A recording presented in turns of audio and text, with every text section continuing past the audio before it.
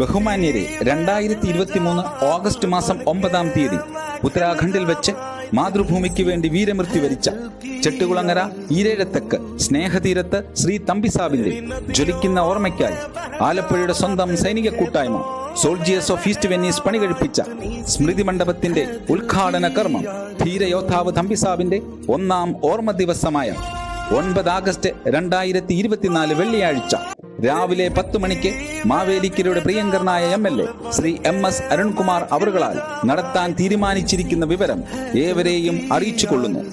പ്രസ്തുത ചടങ്ങിലേക്ക് എല്ലാ നല്ലവരായ നാട്ടുകാരെയും സോൾജിയേഴ്സ് ഓഫ് ഈസ്റ്റ് വെന്നീസ് അംഗങ്ങളെയും അവരുടെ കുടുംബാംഗങ്ങളെയും സ്വാതന്ത്ര്യ സമര സേനാനികളെയും യുദ്ധത്തിൽ പങ്കെടുത്ത എല്ലാ വീരയോദ്ധാക്കളെയും കലാ സാംസ്കാരിക രാഷ്ട്രീയ രംഗത്തുള്ള എല്ലാവരെയും ആദരപൂർവ്വം ക്ഷണിച്ചുകൊള്ളുന്നു.